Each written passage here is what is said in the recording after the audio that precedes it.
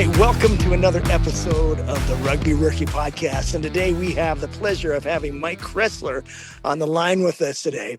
Mike is legendary in the community because he started the NAI tournament here in Salt Lake City, Utah. And it's been a pleasure to get to know him and to see the things that he's doing to grow the sport. So, Mike, thanks for joining us today. No problems at all. I gotta go back to it a little bit there because I met you maybe 4 years ago now and was just blown away by how big the tournament that you created was. And again, this is when I first got into all this rugby stuff. And my goodness, how did that even come about? Wow. Okay, you got to go way back. So prior to the event, I actually started Utah Youth Rugby, which Oh, is dang. the youth union, right? That runs under what they call state rugby organizations. So we got it started up. We were one of the early states to adopt. So I was running that, and Rio Tinto and Real Salt Lake had just come into an existence, and Rio Tinto had built this new stadium. Part of the public bonds, they had to be able to give access to people at discount reasonable rates to let us use it, since our tax money is the one that paid for the thing.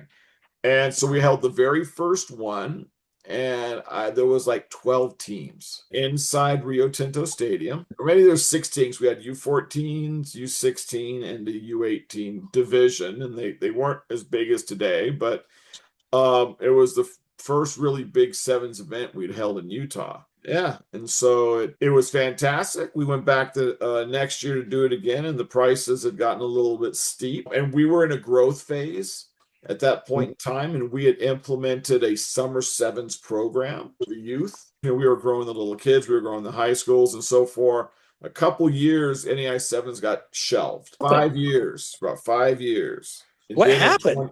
space, there was no space because you couldn't grow, because the best we had was maybe 2 fields in one spot.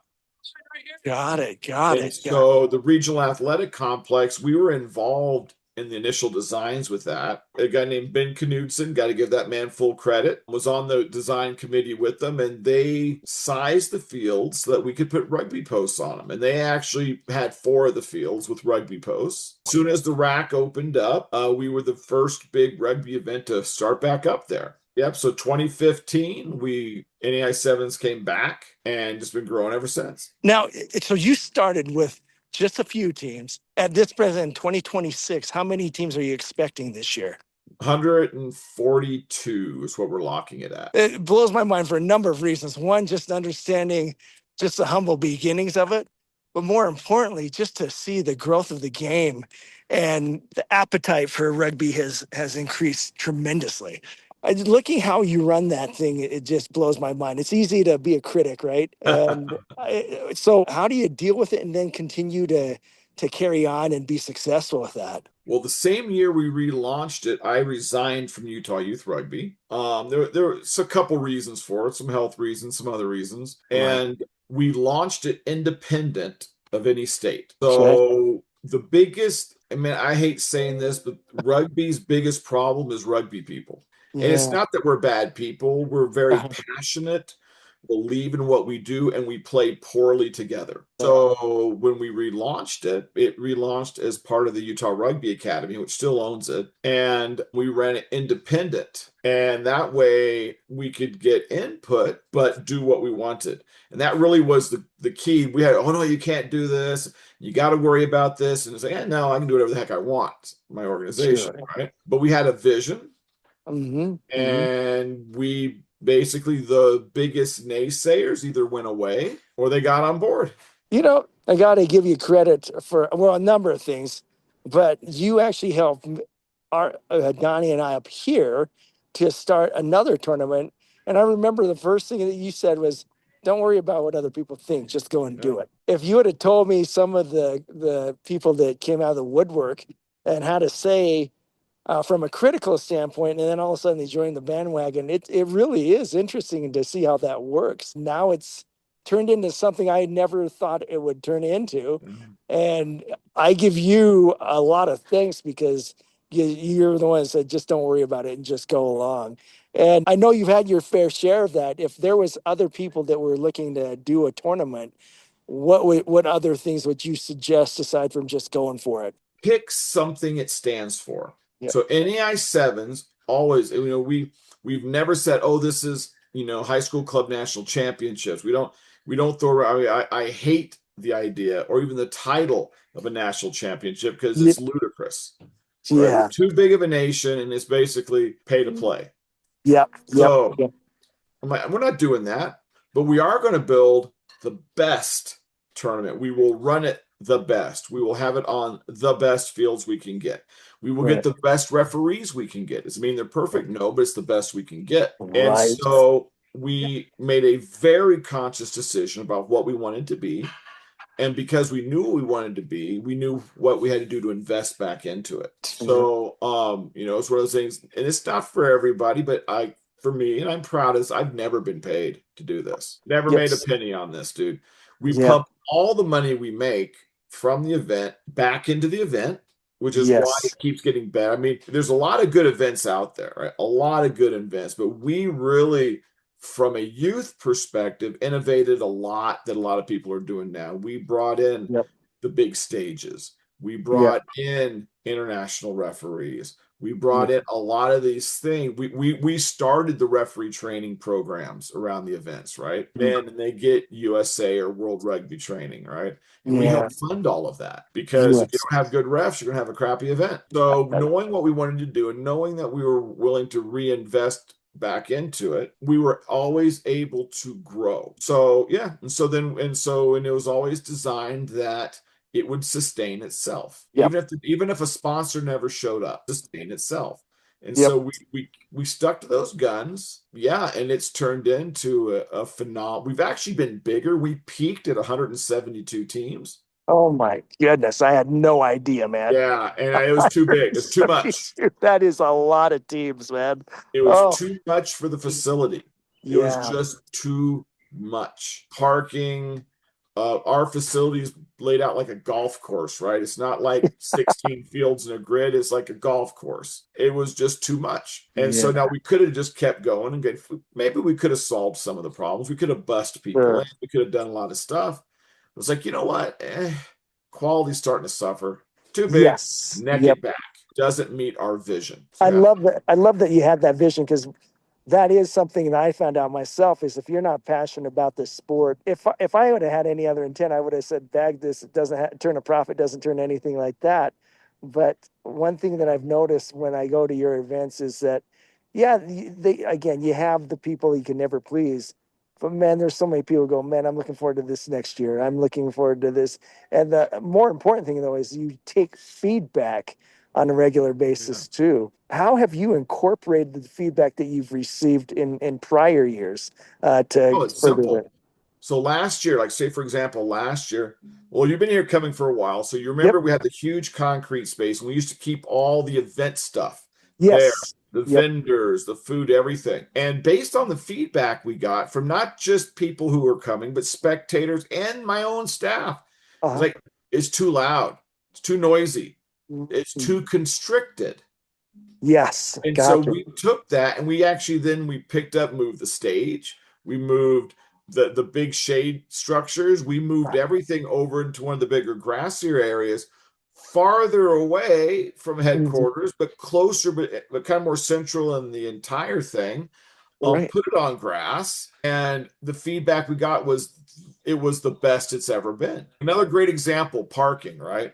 Yeah. Parking represented a major chunk of revenue that helped pay for things. Parking's a difficult thing, dude. We even tried Disney style parking, and just people just got mad. People were just angry. And the worst comments we got parking, parking, parking, parking. So, how do we get rid of charging for parking? Well, we're going to jack up entry fees. We got to make the money somewhere. Yep. Yep. Yep. And it Yep. worked. People are happier. They're willing to pay more at the entry fee for the ease of just driving in, driving out. Yeah, you got to find your own parking spot. And yeah, we don't have parking attendants saying, hey, there's empty spots over here anymore. Yep. But Yep. people are happier. That's fantastic. And feedback sometimes, again, is hard to take. I appreciate you saying that because that's a lot of where we started to try to improve in our own ways over here. And I think it's an important factor for anyone starting an event like yours. I mean, that's years of incorporation. Well, now I got another question. You're involved in NAIs, and that is just a spectacular thing. But you're also involved in international play. You've actually asked for a number of players up here, and have made a complete difference in their lives. How did you get involved in that, and how has that helped to grow the sport here in the States? So with the Utah Rugby Academy, Uh-huh. so wow, again, going way back, there Yep. used to be a high school circuit for sevens that Oh, we'd started. right. And it was a joint endeavor between Atlantis, us, Era, and Upright out of Canada. And we had the top academy style programs competing against each other. Well, Wow. we were all eating dinner in Vegas one time. And because it's like, this is fun, but we're a limiting factor. These Right. kids, yeah, we're playing each other, and one of us is going to win. All these other, but it's going to be one of us four is going to win this. We're not going to get better. How are we going to Hmm. change this? And so the idea, we kind of looked around the world, and the idea of the North American Lions came up. Hmm. Now I had been for the Utah Rugby Academy. I've always been of the mindset the only way to get better is to get your butt kicked. Yeah. Like, you got to Yep. play Yeah. teams that can trash you if you're Yeah. going to do better, because if you're the biggest fish in a small pond, you never grow. And Right. so we would take teams to, again, leveraging connections I had from when I played rugby, Right. right? We'd go to France, we'd go to Germany, we'd go to Hong Kong, Hmm. Singapore, and play teams there, frequently losing, sometimes winning, but the quality of our players here in Utah started getting better because I was doing just the Utah kids. And those Hmm. kids who would go on tour came back. So when a coach says, "Hey, we're going to run this attack structure," they've Hmm. actually seen it being done by someone else against them, Yes. right? Yes. Yes. Yes. And so they got better and better. And so with the North American Lions, which NAI Sevens helps fund that, that's what Yep. helps keeps the cost down. It's the other place the money goes. We generally are scouting Trop Sevens and NAI Sevens, and we're looking at the players that we think have opportunity, right? Yep. That aren't being seen because we're watching them play. It's not like Yep. going to a camp. You might Yeah. do well in a camp, but you might stink on the field. And so we're watching you play, and we bring those kids into training, Right. and then we tour them internationally, and they play internationally against high caliber teams in Yes. really good locations. And those kids, they've gone on, right? So we actually, with Yes. for NAI sevens, we were looking excuse me, for the North American Lions. Salty and Tyler and I were chatting a couple months ago, Yep. taking a note on how many kids from our organizations that have come up and competed with the Lions have gone on to professional and international careers. We have Yep. four Olympians, pretty good. There's only been a couple Olympics that sevens has been Yep. back in. Yep. And that's two American and two Canadian. We got 16 players playing internationally. We've got a bunch of collegiates. We've got some going to college internationally. So we've got about fit over. I mean, we've been doing the North American Lions for dang near 10 years, and we have 40 something kids that are either Olympians, national team players, or professional players that have come through. An amazing track record over there. Not only that, it's just getting better because there's still kids I know of up here, up in Idaho, that are definitely being looked at for different things, and they've all, one way or another, you've had your hand in it. So thanks for what you Well, do. well, part of it too is we work with USA and say, hey, look, you can't, with David Fee and with those guys. I Hmm. mean, David comes down to the sevens to scout. Yep. But part's like, look, guys, we know you can't be everywhere, but we'll do the hard part. You just got to watch this squad. And Yeah. not only that, we video everything, all the trainings, all the games, all of everything. So they actually have a full video library of that player. Yeah. We do long-term player development. We have documentation. We do nutrition. We do all these things to help these guys. And frequently they might go with the Lions, and they might go with Salty, and they might go with Atlantis. It's because they'll hop around all of us, getting Right. more experience to get back up on the Lions. Got it. And, Well, and we've done reasonably well. I mean, the boys compete in Dubai, which yep. is an Yep. amazingly difficult Oh, yeah. tournament. Yes. and we've won it once. We beat South Africa in 2018. The next year we lost to Germany in the finals. So we've taken first, second twice. We've taken third, and of course we have you can't always be on top. We've had those Yep. years where we've been knocked out in the quarters. Taken Right. fifth, taken seventh. But those kids that go are seen. Yep. And you brought up that term long-term player development. What would you say if I was starting a program, or for that fact, anybody starting a program, what would you say are the essentials of that? Get a notebook. Yeah. Get a notebook, plan your trainings, set goal at the end of, like, as a coach, at the end of, and this is stuff they teach all over the world that we just don't seem to do here. At the end of every training session, I write down what went well and what didn't. Can I Exactly. learn from this? It's not just the players, it's me, because I'm a limiting factor, right? As a player, you need a player journal. Be hypercritical of yourself. I mean, particularly here in the US, we just Yeah. pump these kids with so much sunshine. That there's Yeah. no there's limited resiliency. They've got parents and coaches telling them the best thing since popcorn. Show up and their popcorn stale. Yeah. Oh my goodness. Yeah, Yeah. if I was starting from scratch as a player, I'd have a player, and I played, from I played from eighth grade up into my 30s. Yeah. And well, my wife hates them, by the way, because they take space up. But I've got player notebooks going way back because that's what I was taught to do by my Yeah. coaches. And so I've got 10, I got, oh, geez, more, yeah, but 12, this is 2026. I've got 12 years of coaches' notebooks. Get my first, no one Yeah. teaches you how to coach. We don't have a good coach development. We're like, hey, rugby, great, you can coach. No, not a Yeah. play. I don't know how to coach. How in the world do I get what's in my head into this kid's head? But I, Long but I, answer to a simple question, dude. Get a no, note. it's a fantastically simple answer. And I mean, take notes because you learn through iteration, right? And I think in the time that everything's so convenient, sometimes the inconvenient thing is to write stuff down Yeah. and just look back at those notes and see what we can do to improve. What And you I would just even say this, Maurice. I'd say it's not voice notes on your phone. No, it's not. No, I There agree. is, and it's been proven time and time again. When you put pen to paper, Yeah. things are cemented in the neural pathways. Yes. This Yep. is taking the time to invest in yourself. That's the key. Taking notes and making plans is an investment in yourself. I couldn't agree more.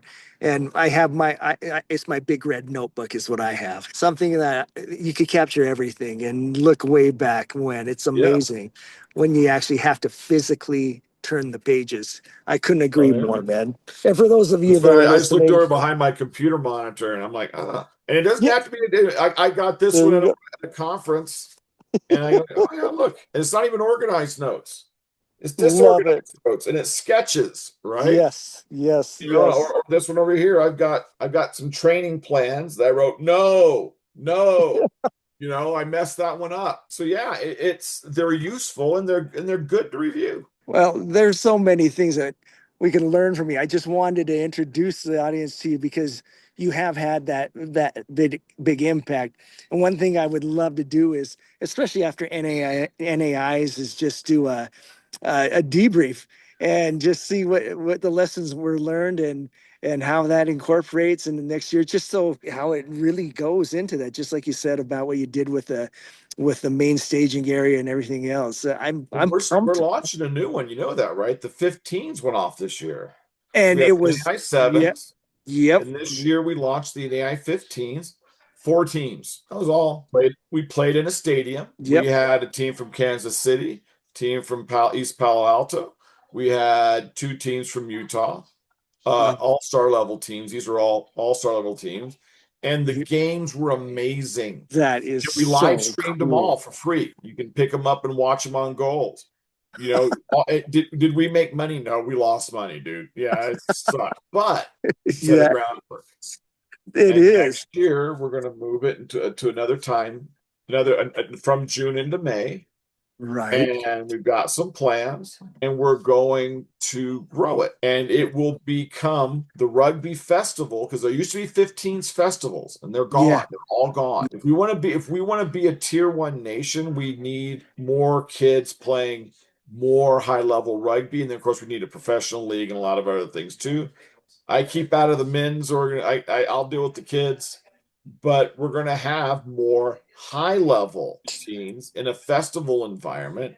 So yeah, take the NAI sevens, make it 3 days long, and you're playing Right. full-length matches, and you've got the 15s in a stadium. Well, I'm loving to see the growth that you're making with rugby, and just to see what you're doing with not only the high school level, but also even working with the colleges and international colleagues. And so I would hope that you would come back to the podcast again, and let's discuss some more, because it's always fun to speak with you, and I can't thank you enough for your time. Thank you, sir. Till next time.